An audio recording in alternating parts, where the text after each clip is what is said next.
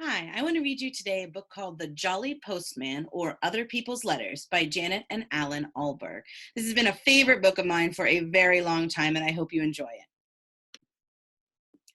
The Jolly Postman or Other People's Letters by Janet and Allan Ahlberg. Once upon a bicycle, so they say, a jolly postman came one day from over the hills and far away with a letter for the 3 bears. Mr. and Mrs. Bear, 3 Bears Cottage, the woods. And then if you look right here, there is an envelope. And inside the envelope, there is a letter. And it says, Dear Mr. and Mrs. Bear and Baby Bear, I am very sorry indeed that I came into your house and ate Baby Bear's porridge. Mommy says I am a bad girl. I hardly eat any porridge when she cooks it, she says. Daddy says he will mend the little chair. Love from Goldilocks. P.S. Baby Bear can come to my party if he likes. There will be 3 kinds of ice cream and a magician.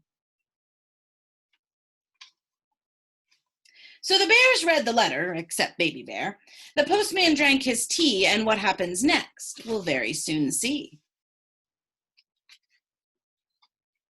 Off went the postman, toodaloo, in his uniform of postal blue, to a gingerbread cottage and a garage, too, with a letter for the Wicked Witch.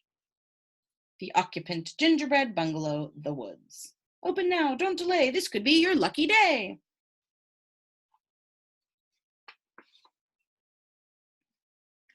And inside this envelope, we find an advertisement flyer. It says Hobgoblin Supplies, everything for the modern witch, delivered to your door or den, covens catered for. And there are all kinds of very funny things for sale. Halloween boots, and they come in colors like midnight black, coal black, jet black, crow black, and bat black.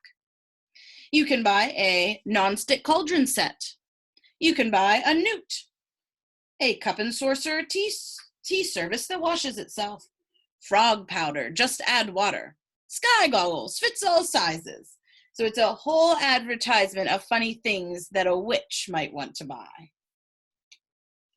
So the witch read the letter with a cackle of glee, while the postman read the paper, but left his tea. It was green.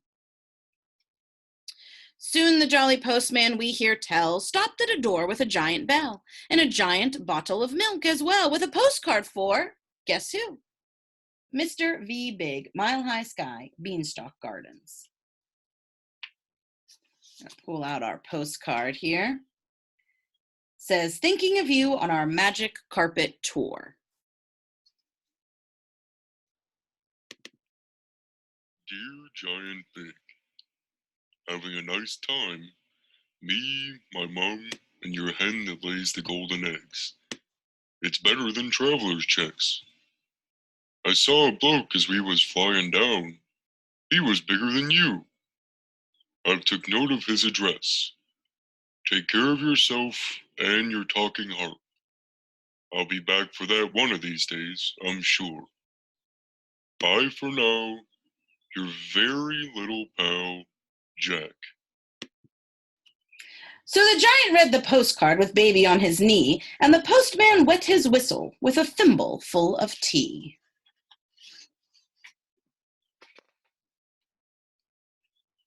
Once more on his bicycle, the postman rode to a beautiful palace, so we've been told, where the nightingale sang and a sign said sold, with a letter for Cinderella.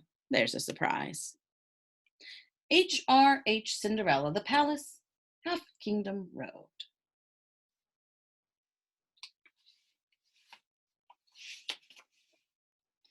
Dear Princess, we at the Piper Press hope soon to publish a little book for younger readers in celebration of your recent marriage to H.R.H. Prince Charming. A copy of this book is enclosed for your approval. We trust this somewhat shortened version of your Highness's most marvelous tale will not displease you. We also trust that you will be comfortable in your new home and live happily ever after. Your humble servant and loyal subject to be, Peter Piper, Managing Director. And in addition to that, we also have Cinderella, the story of a fairy tale princess.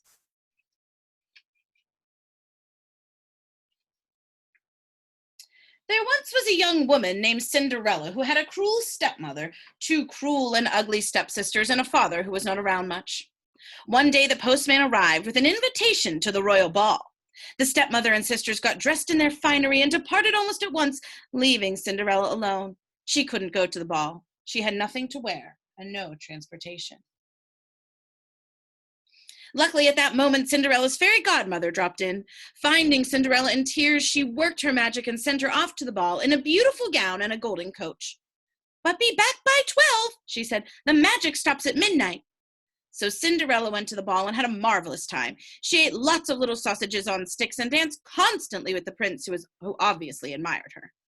Then, just when things were going well, the clock struck 12 and Cinderella had to run for it.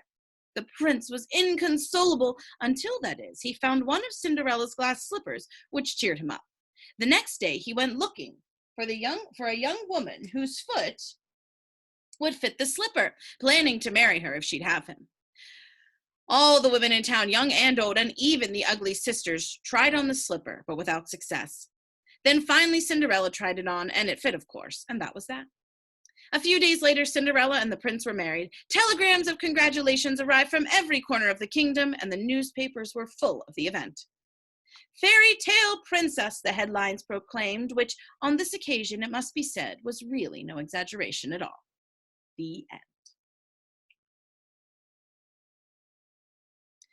So Cinders read her little book, The Postman Drank Champagne, and wobbled off on his rounds again and again and again. Oops.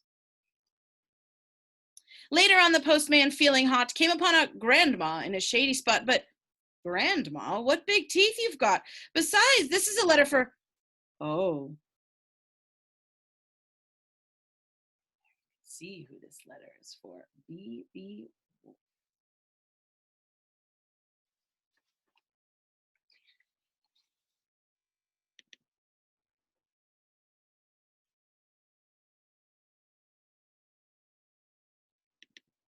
Dear Mr. Wolf, we are writing to you on behalf of our client, Miss Riding Hood, concerning her grandma.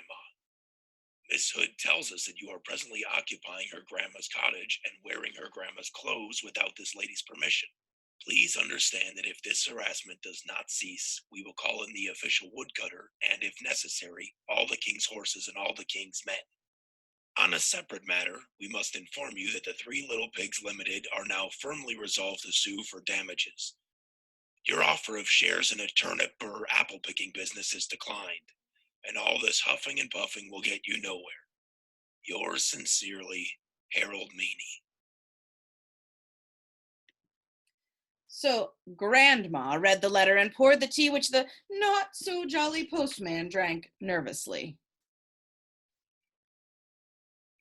Now the jolly postman, nearly done, so is the story, came to a house where a party had begun. On the step was a bear with a bun, but the letter was for Goldilocks.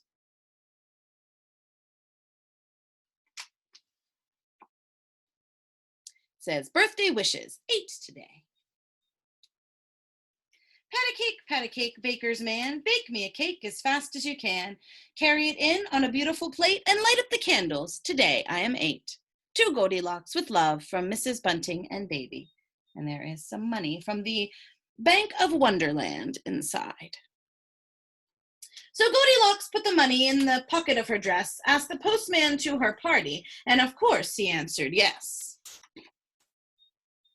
Once upon a bicycle, so they say, a jolly postman came one day from over the hills and far away, and went home in the evening for tea.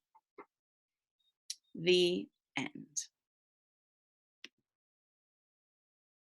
I hope you enjoyed that book. I think that books that have pockets full of little letters are so much fun. I actually have another one to read to you another day, but enjoy that one for now.